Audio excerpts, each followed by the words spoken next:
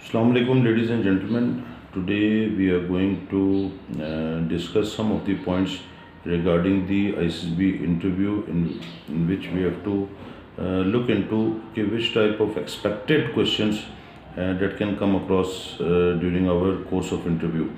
उसमें ये देखना है कि किस तरह के सवाल हमें हमारे इंटरव्यू में पूछे जा सकते हैं, क्योंकि अक्सर लड़के जो है ना वो फेसबुक पे इधर उधर और दूसरे लड़कों से पूछ रहे होते हैं कि किस तरह के सवाल आते हैं और क्या सवाल होता है। इंटरव्यू जो है आईसीएसबी का, मैंने पहले भी वीडियोस बनाई है। It is a unique sort of an interview. It is just general गपशप है, दुआ सलाम है, क्योंकि now they what they are trying to get from out of you is basically the personality, आपकी ज़ात, आपकी personality, which type of person are you. और वो ये देखना चाहते हैं किस तरह की आते हैं, किस तरह की चीज़ें हैं। उसमें कोई अरस्तु के या इस तरह के कोई वो जो है ना क्या कहते हैं क्वेश्चन जो हैं वो इस तरह की कोई चीज़ पूछने की कोशिश वो नहीं करते, ना ही उसके कोई इस तरह की इंटेंशंस है। तो ये जनरल गपशप है और जिसमें वो आपकी पर्सनैलिटी के मुख्तलिफ पहलू निकालते हैं, उसको मिक्स मैच करते हैं, जज करते हैं और उससे एक आपकी पर्सनैलिटी निकालते हैं कि किस तरह का बंदा ये हो सकता है। सवाल क्या हो सकते हैं, सीक्वेंस ऑफ सवाल क्या हो सकते हैं, गपशप का सीक्वेंस क्या होता है। एक तो इसीलिए कहते हैं ना कि इंटरव्यू की तैयारी ना करें, गपशप की क्या तैयारी करेंगे कि गपशप किस तरह लगानी है।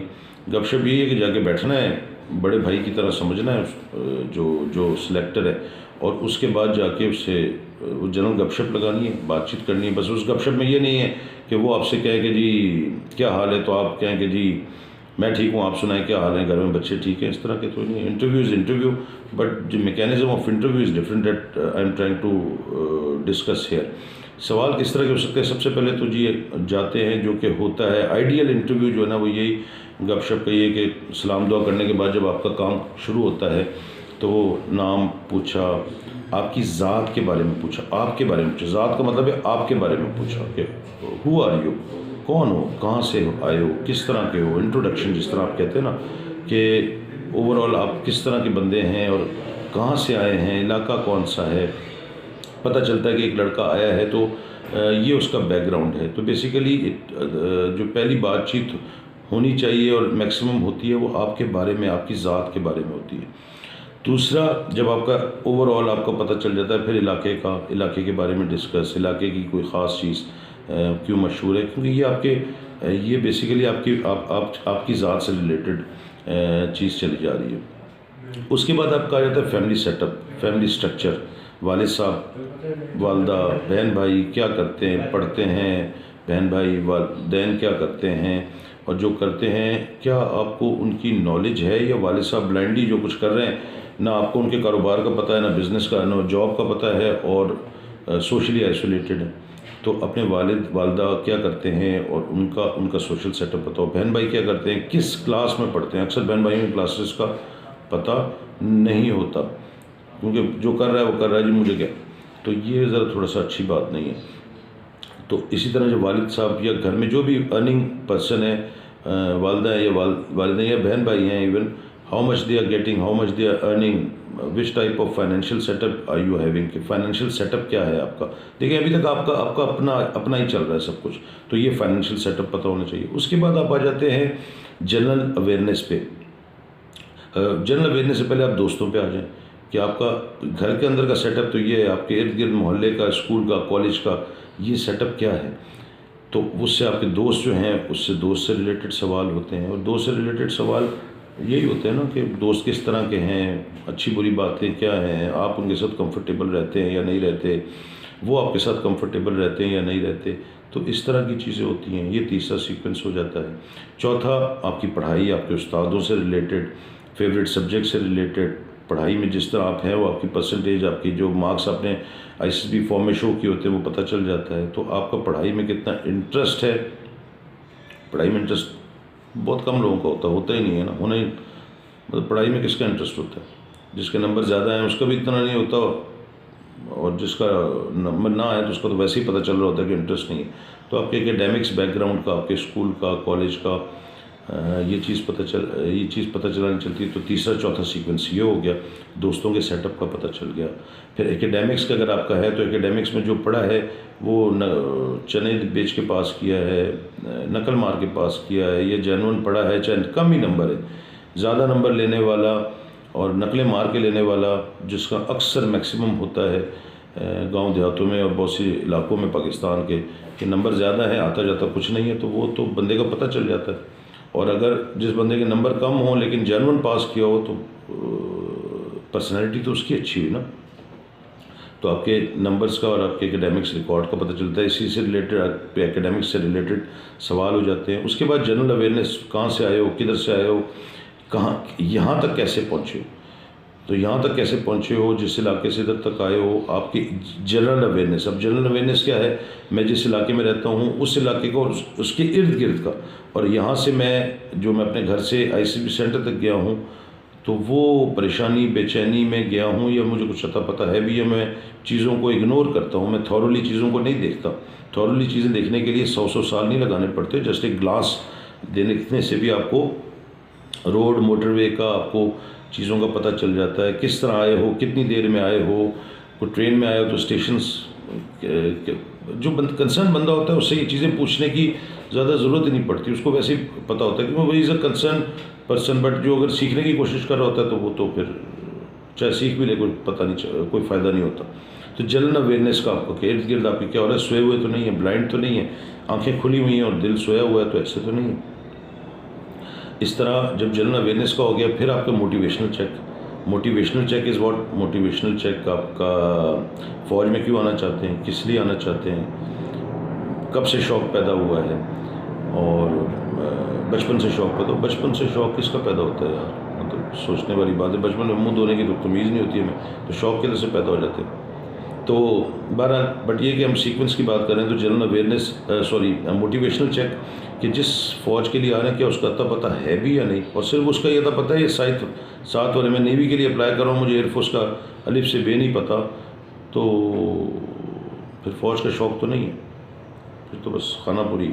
नेवी में आ रहे हैं तो नेवी का पढ़ के आ गए, या आर्मी में आ रहे हैं तो आर्मी की 4 चीज़ें पढ़ के आ गए, तो मोटिवेशनल चेक जनरल पता हो। डेप्थ में तो फ़ौजियों को खुद नहीं पता होता, तो वो आपसे भी एक्सपेक्ट नहीं करते कि आप, होना भी नहीं चाहिए पता हो, मेरा जो डिपार्टमेंट है मुझे उससे रिलेटेड हो, बट ये कि मुझे ओवरऑल तो पता होना चाहिए। मोटिवेशनल चेक हो गया, फ्यूचर प्लान क्या है, सिलेक्ट हो गए तो क्या करोगे, सिलेक्ट नहीं हुए तो क्या करोगे, फ़लाँ चीज़ अच्छी है, इस चीज़ में सब्जेक्ट में इंटरेस्ट है तो उस सब्जेक्ट में क्यों नहीं गए, पाकिस्तान फ़ौज को ही क्यों शेरा पहनाने के लिए आए हैं, तो आपके फ्यूचर प्लान के बारे में क्या रहता है। तो ये, अब ये मोटिवेशनल चेक, ये चीज़ होती है। और फिर अगर कोई बंदे में थोड़ी सी तप्पड़ होती है, थोड़ा सा जूस होता है, थोड़ा सा करंट होता है, फिर उस पर सिचुएशंस आ जाती हैं। अब सिचुएशंस आ जाती हैं तो सिचुएशन उस पर लग पता जाता है बंदे को। अब जितने भी सवाल होते हैं तो ओवरऑल जो सवाल जो है ना, वो इससे ज़्यादा क्या होंगे, इससे, क्योंकि जनरल गपशप में, और वो क्या कहेगा जनरल गपशप में, क्या कहेगा वो, यही बात करेंगे ना। और गपशप से आपकी चीज़ों का पता चल जाता है, गर्लफ्रेंड्स का, कॉलेज यूनिवर्सिटी के सेटअप्स का, ये सारी चीज़ों से आपकी आदतों का, आपकी हैबिट्स का, आपकी चीज़ों का पता चल जाता है।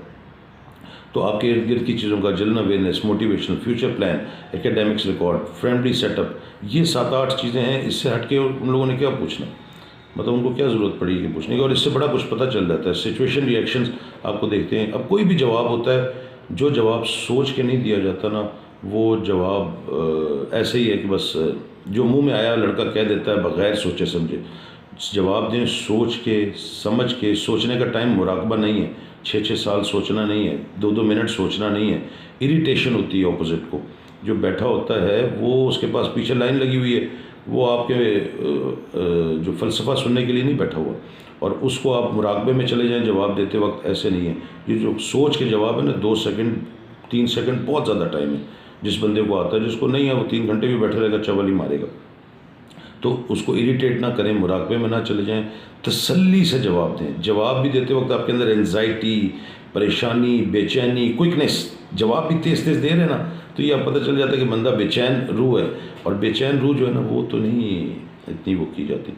तो बात को तसल्ली से ठंडे होकर जवाब दें, और अपनी पर्सनैलिटी की तरफ ध्यान दें। आपकी वीकनेसेस, आपके स्ट्रॉन्गनेस पहुंची जाती है। बंदा वही होता है जिसको अपना पता होता है, अपना पता है, अपने दोस्तों का पता है, वो अपनी स्ट्रेंथ और वीकनेस जो है ना वो एक तो तैयार करके नहीं जाएगा, और उसके अंदर ऐसी भी चीज़ नहीं होगी कि जो जो जो मेरे अंदर ही वीकनेस है, मैं तो रोज़ाना 2 बंदे को गालियाँ देता हूँ, फिर अपने सुबह का आगाज़ करता हूँ। ये तो बड़ी अजीब सी बात है।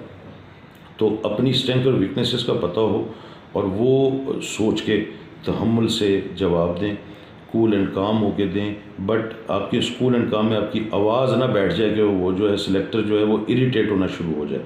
तसल्ली से खूबसूरत जो जो जो जो अपराइट बंदा होता है ना, उसके जवाब भी छोटे होते हैं और जवाब में उसके एक पुख्तगी नज़र भी आती है, स्ट्रॉन्गनेस नज़र भी आती है, और पता चलता है कि वो इस तरह अपनी चीज़ें कर रहे हैं। तो इस तरह इन चीज़ों को सिर्फ ये सीक्वेंस पे हम बात कर रहे थे, तो सीक्वेंस मोस्ट प्रॉब्ली यही होती हैं, यही होनी चाहिए, और इसी पे आप अपना ध्यान दें तो इंशाअल्लाह ताला बहुत ज़्यादा अच्छा होगा। आपकी पर्सनैलिटी चेक करनी है, पर्सनैलिटी चेक करनी है तो उस पर्सनैलिटी पे फोकस करें, बनिस्बत ये कि लड़कों से इधर उधर पूछेंगे तुझे सवाल आया इसका जवाब है। जनरल नॉलेज का ऑब्वियसली पूछा जाता है। जनरल नॉलेज मेरी नज़र में 0.01% है ISSB की। जनरल नॉलेज आज नहीं है, कल आ जाएगी, या आई हुई है तो दिमाग में नहीं आ रही, भाई आ जाएगी, हो जाएगी with the passage of time. तो जो जनरल नॉलेज जो है ना वो होनी ऑब्वियसली बिल्कुल चाहिए, बट उसका इम्पैक्ट जो है ना मेरी नज़र में या तो हो कि बिल्कुल ही नहीं आता, पाकिस्तान का प्राइम मिनिस्टर कौन है और वो किसी और का नाम ले ले, तो वो तो फिर बहुत बड़ी बेवकूफ़ी है। लेकिन अगर